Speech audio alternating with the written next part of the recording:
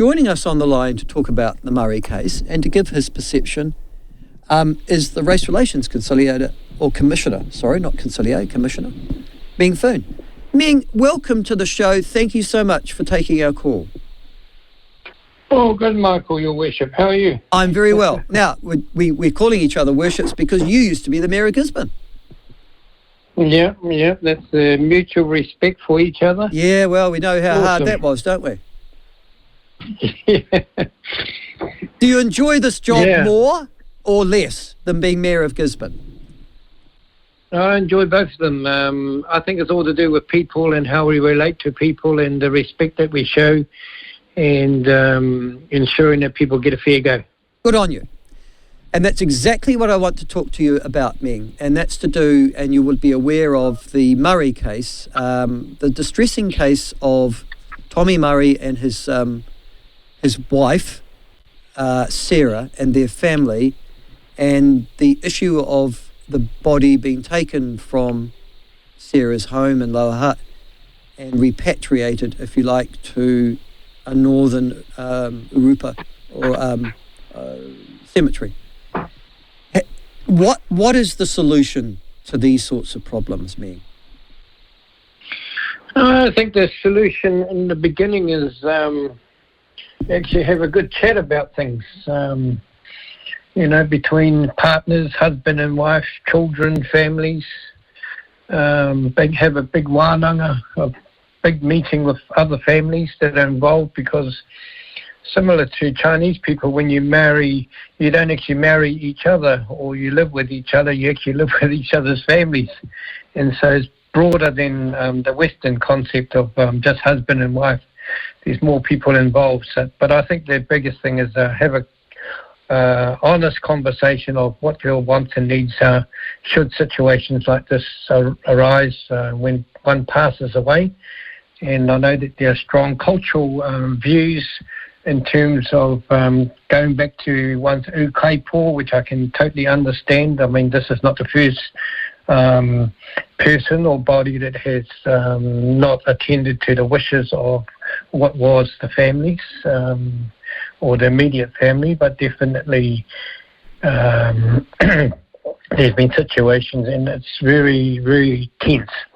It's and more tense when it's on a sad occasion as well.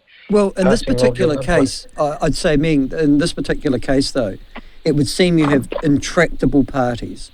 So you have the party from the far north who believe that the body should be repatriated there because he's a part of their family. And then you have the view of Sarah Murray that this is my husband, we've been married since 2008, we have children together, this is his home, this is where he died. When you have intractable positions, what should happen then? Well, what I read, one intractable situations can be, like I said, be prevented, or at least come to some sort of understanding that at the time of marriage, these are the things that one should discuss, not only having children and buying new homes and working together, but also upon death, what is going to happen to us. But even if in this case, Meng, if Tommy Murray had said, "I want my wife to decide where I'm buried," that wouldn't have cut the ice. The argument you might have, I don't know if you've read or listened to the interview with Hilda Hackyard-Harawira this morning or last evening. She's a cousin of Tommy Murray, and she's saying pretty much what you've said. She said, listen, when you marry a Maori, you marry the family. When they die, that person comes back home. It wouldn't have mattered if Tommy said, I want to be buried in Wellington Cemetery. Her view would have still been that the body goes back to Northland. Yeah, but I also read, Michael, in the article that Mr. Murray had already informed the home people that he wanted to be at home, so I'm not quite sure what the conversation is now. That was the claim of Hilda Hackyard-Harawira, that she'd told two cousins. Yeah, that's what I mean. Yeah, but and then we've got his wife who's lived with him. Now Hilda had never met. She says she never met Tommy Murray. She's related to him, but hadn't had nothing to do with him. Sarah Murray is obviously his wife and had a lot to do with him. So in terms of, what he said, you'd think probably that Sarah had the primacy there, wouldn't you? Well, I don't actually know. I wasn't there, obviously. Can I ask a question? There's a clear between law and law. Yes, all right. You're absolutely right. It's a clash between law and law. You're absolutely right. In this particular case, though, do you think it's a unique circumstance, or do you think that it's a circumstance that is likely to become more common in the future? Actually, I've actually seen it happen. And a lot of time, in the times that I've seen it happen, there hasn't been any newspaper or court matters. Definitely, will it happen? I think people need to actually have these honest conversations in the first place, Michael, so that you can iron out these things. When you marry into a culture which is adversely different to yours, hopefully one can actually have an understanding of what's going to happen. Sometimes your wish may not be granted. That would be very difficult, though, wouldn't it? I mean, if the don't get together. I mean, we're falling in love with each other. We might even have a child or two. We can't possibly get married now that I know that when you die, you're not going to be buried with me. I mean, that's not realistic, is it really? Well, it is a choice, isn't it? I mean, it's no different to when people not only marry into the culture, but different religious beliefs as well. There are rituals. Some people believe very firmly, and that's probably the magnificence of New Zealand, that you can actually hold on to your culture. Yeah, I don't know that that's what this is about, though. It's also about humanity, isn't it? I mean, it's about being sensitive to human feelings. And although it might seem strange coming from my mouth, the truth of the matter is that if people have loved each other and formed a life together, it would seem incredibly cruel and insensitive to separate them at death in such a way as this. Yeah, and that would be a first thought. But I can say that, culture is stronger than love. Is that your view? Culture is stronger than love? Oh, yeah. Mate, I have, now and again I have differences with my wife, but culture will trump in terms of my desire to do things. And she said, no, you're not going. This is Chinese New Year. You're not going to the funeral because you're going to bring bad luck onto our family. And I said, oh, okay then. Even though that's my best friend that I want to go to the funeral for, so all I do is send him a card. Wow. So I'm torn even with Chinese. I'm a little bit more liberal, and she's very traditional. Okay. All right. Well, I guess that's the clash of cultures that we see, isn't it? Absolutely. Okay, so you're the Race Relations Commissioner. Yep. How do you reconcile the clash? Because in this particular case, as you quite rightly say, it's law versus law. You're talking about how you might prevent this in the future, but this event has occurred. So how do you reconcile that? How does Sarah Murray get her husband back?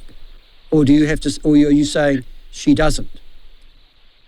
No, she's got a process, a legal process, and she can try through that process, whatever the judge will find. And it's not that easy to extract either, Michael, as you know. Yeah. It's already, Mr. Murray's already buried in his cemetery, and according to Mrs. Harawira, he's resting in peace. And it's going to be a difficult course for them, and sometimes I wish that there was clearer understanding in the beginning. Do you think eyes wide open? Do you think that in this particular case we need some form of legislation, some form of law that clarifies these issues? There might be some already. That's why it's going to court. I wonder how the judge is going to decide. Well, you'll be aware of the Supreme Court case, I think, it goes back to 2012 to do with James Takamore, and that was a split Supreme Court on that issue. They didn't actually reconcile this issue. If it goes back, you would expect that it would be precedent setting, I suppose. Yeah. And very expensive. I think for non-Māori, I suppose if you marry into a Māori family, just be aware that the ukaipo, going back home, is a very strong aspect of culture, and sometimes culture will trump law, or the practicalities of law as well. So, yeah, I mean, these cases do bring eyes wide open to situations where you may have had a discussion, but the discussion is not only between the husband and wife. The discussion is with the wider hapu and iwi. Yeah, does it flow both ways? Most of the cases we're talking about, or the ones that have been most prominent, are Billy T. James Takamore, and now Tommy Murray. They're all males. If I marry a Maori woman, does it flow the same way, or is there a primacy for Maori men? Do you know? Oh, no, it flows always. Maori men, women, children, anyone. That pito, the umbilical cord that the whenua that they bury is, that's their home. It's very strong. Doesn't matter which gender of Māori people are. So, in essence, you would be saying, Meng, that Sarah Murray, her chances of getting her husband back and buried with her would not be high? Would you be involved in, or is another option that you could, in terms of Race Relations Commissioner in your office, try and negotiate some form of rapprochement or settlement between these two parties? Well, from my office, I won't be involved. I'm going to say it's increasingly difficult. Is that because the body's in the ground? The body's in the ground. Yeah. Okay. All right. Meng, thank you for joining us. I appreciate your call. Best of luck to you. Have a good weekend. Nice to talk to you. Thank you so much.